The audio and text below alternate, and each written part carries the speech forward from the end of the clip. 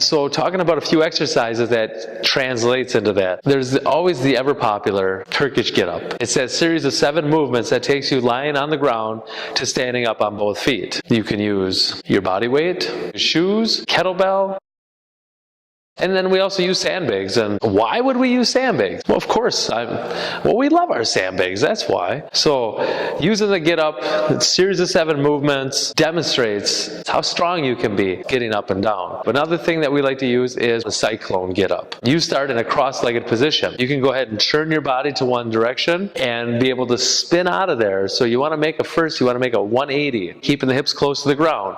Once you've reached that 180, then rise up tall. Pull yourself back down, the heels will come up off the ground. You're not going to be in a squatting position.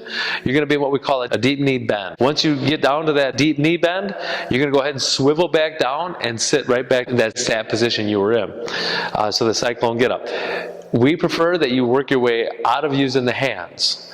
Can you get up off of the ground without using your hands? And then moving into something that a lot of people don't know about, but we like to use it for our get-ups, is, there's no fancy name for it, a side sit to stand.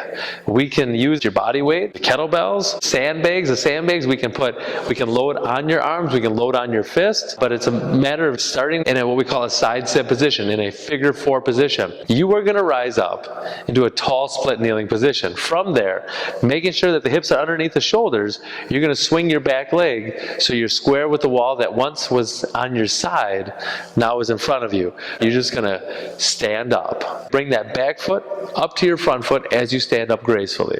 And then you're going to return back down in reverse, back into that side sit position, transitioning fully over to the other side. So really rolling on those hips. As you transition, you want to round that spine, ball up into that side sit position on the other side. From there, back into the tall split kneeling, swing that leg over, and standing up tall.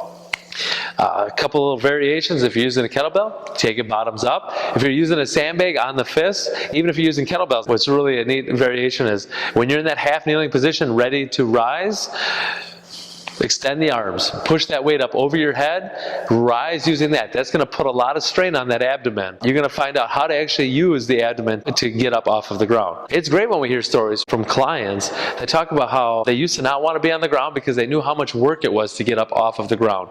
Now, it's just like second nature. They get down and they're right back up.